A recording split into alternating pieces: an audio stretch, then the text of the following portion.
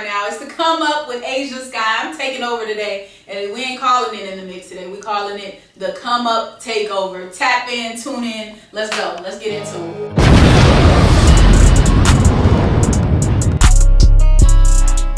Hey, listen, so we have Ashia Skye in the building, K97.5's very own, and we're here to talk about the Come Up. Her brand, her business. She's dope. She had dope interviews with Thee Stallion, DaBaby, Stunnerful Vegas, Terrence J, your boy Mez, the producer from Middle Child, J. Cole video, everybody, man. So today we're here to tap in to talk about her brand. Listen, she comes from Jersey, Cali, you know what I'm saying? So we coming to tap in. We about to tap into the Come Up here today. How you feeling, man? I'm feeling good, man. I just came here from work. Fact. She grinding, on the grind, man. I feel that. So, like I said, we in the mix today, man. We got a little bit of wine, you know what I'm saying? This, it's about to be 2020, so we about to start it off right. And like I said, we're gonna tap into this brand that you have called the Come Up. So we want to talk about it here. So the world wants to know, what is the Come Up? The Come Up is an interview series that I host.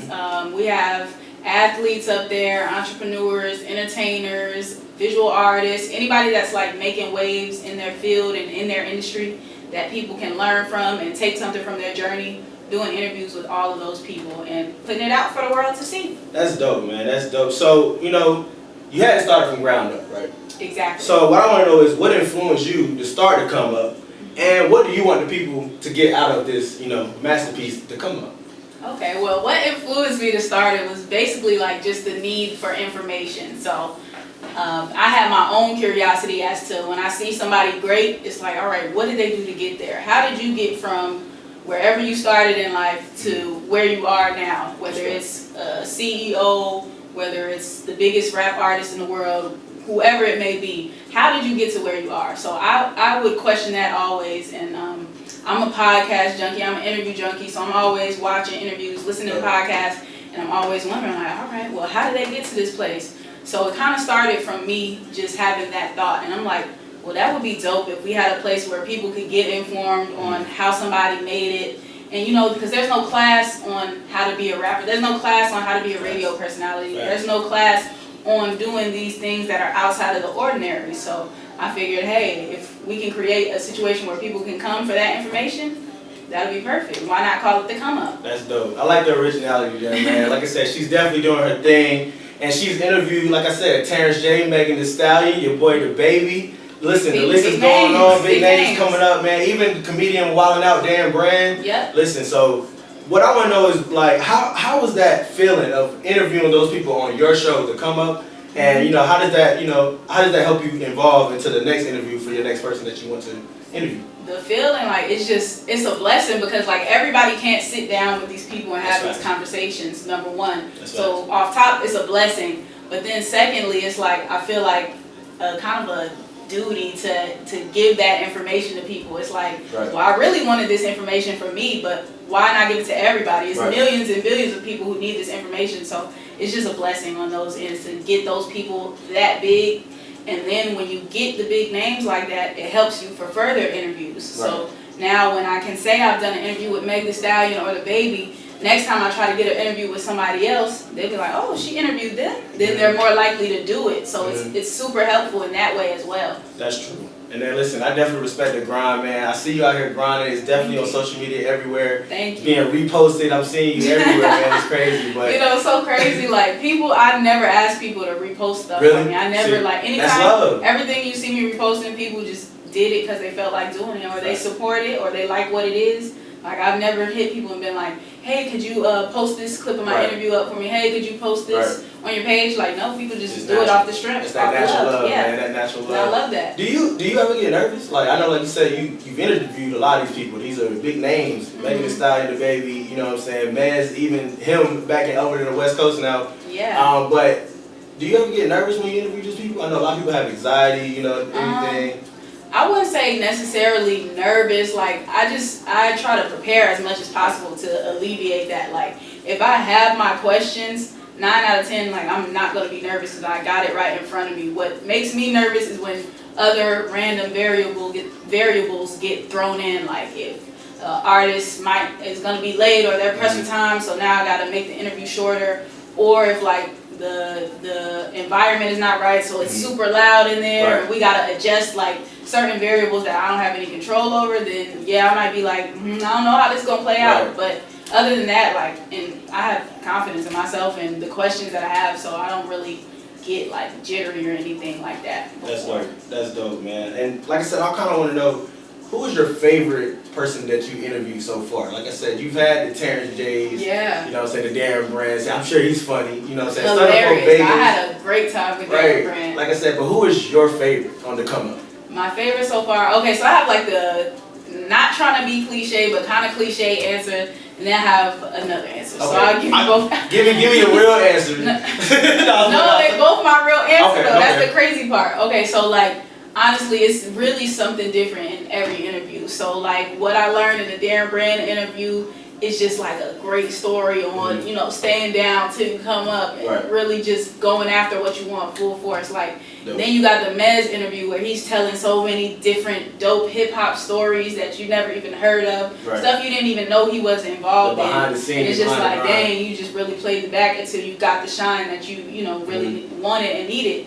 And then like you got DaBaby who just kicked it off so crazy. It was the first one that came out. So it's so many different ones. Like I literally pull something different from every interview. So in that way, I don't really know if I would be able to choose. Respect. But in the other way, like the way the first interview with DaBaby went, how it just kicked off so crazy, crazier than I ever thought it would. Like I would probably say that one just because it just did better than I ever thought it would do. Like people still talk about it now. So I'm just like, if I have to choose one, I guess I could choose that one. It's like a rapper with their debut album, probably.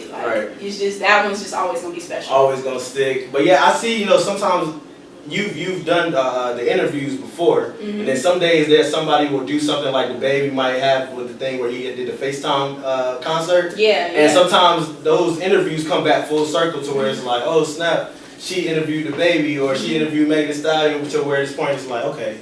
Hey, now it's relevant. Yeah, that's why I try to make the interviews as like informative as possible too, so it's stuff people can go back to. This is information that you can go back and you can get inspiration from it a week from now or 5 years from now. Like it's still gonna be useful things that are in these interviews. That's what I love about the come up. Like we like to entertain, we like to get ratchet too, but I want there to be some like real information in there, and that's why I think they keep circulating over and over again. Okay, I can respect that. And like I said, you've been doing this a while, man. You've been with K97.5, and you know you've been out there with the events on the community, plus you know doing things in the studio, and along with the come up with your interviews there. So I just want to ask, how has K97.5 helped you evolve your craft as a host, as an artist, not an artist, excuse me. I am an artist. Everything I do is art. Right. You know what I mean? Then the media standpoint, how has K97.5 helped you evolve just as your brand to come up? K975 has helped a ton, just at my brand, me, Ashia Skye in general, like, because radio was something that I wanted to do for a long time. So to get on at a radio station is not easy at all. So the fact that I was able to do that, and then K975 has really just helped me hone that skill by just being on the radio every week. Like it's just been me learning every day, growing more, getting better. So they've helped on that aspect too. And then when you're working at a radio station or for a media entity, like you meet so many different people from all aspects. You might meet label people, you might meet artists, you might meet people that do graphic design, people that throw parties. Like you're meeting people from all different types of industries. So your network that you're building is crazy, and then it creates so many different opportunities for you. So K975 was a major part, and is a major part of that. And it's been helping me so far since I've been involved. Respect to K97.5 right here in Raleigh, North Carolina, man. So, like I said, you've heard, Dreamville Fest, you know, Something in the Water. That's came out in the past here. And you seen Something in the Water, they dropped their artists. Have you had a chance to look at the artists there? Yeah, we was talking about it on the radio today. So that lineup is crazy. You gonna go out there? I need to be out there, as long as it's not a conflicting date with something I have for the station, then I'll be out there. You gonna be at Dreamville Fest? Of course, K975 is the official Dreamville Fest station. Like we're gonna be out there. Guys, it was crazy last year, man. Who do you think they're gonna have at Dreamville Fest this year? So they gonna make it bigger. Like I don't know anything about the lineup. Let's put that out there first. Yeah. I have no. She knowledge. knows anything about the lineup. She doesn't no know knowledge right of now. the lineup. My spirit is telling me like Drake or Kendrick. You think Drake or Kendrick will come? Drake or Kendrick, because it's like you gotta do it bigger than the first year. Right. You already had J. Cole. You already had like Meek Mill. You got surprise. You got you gotta one up it from the last year. So where else? J. Cole. We want Kendrick. We want Drake. Bring him out here, man. Bring him out here. One of those. That's it. He top last year. Well, like I said, man. Well, Rome wasn't built today. So you have to start somewhere. You have to work on your craft. You have to build each and every day and continue to work on it. So how has the struggles of creating the come up for you? How has that helped you? Or what are some of the struggles that you went through, and how you want to explain that to the people of coming with the come up? And how does that help you? Struggles, the process of the come up is really like the process starts when you just have the idea in your mind and you like set the intention of that you want to do it and this is something that you're going to do. So that's like part one of the process.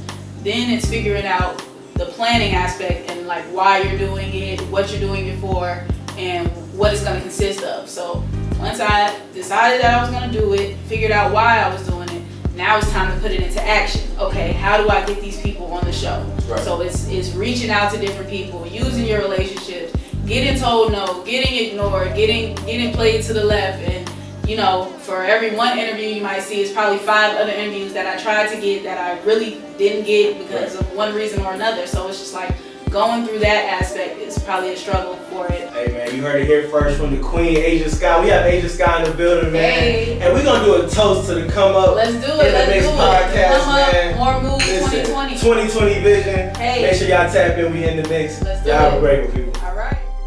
Welcome to In the Mix Season 2, and we are back, and today we have a special guest with us today. The one, the only, Ashia Skye. Started over. What's good? It's your girl, Ashia Skye from the... Yes, sir. So we all know Rome wasn't built in a day. You have to work on your craft. You have to keep grinding each and every day. Of course. So we all go through some things, though, when we, creating a masterpiece like the come up. So, for example, what were some examples... Not for examples. Start over. Alright, so Rome wasn't built. Blooper. Hey, right. I know. Listen, I'm about to wake up. All right, listen. So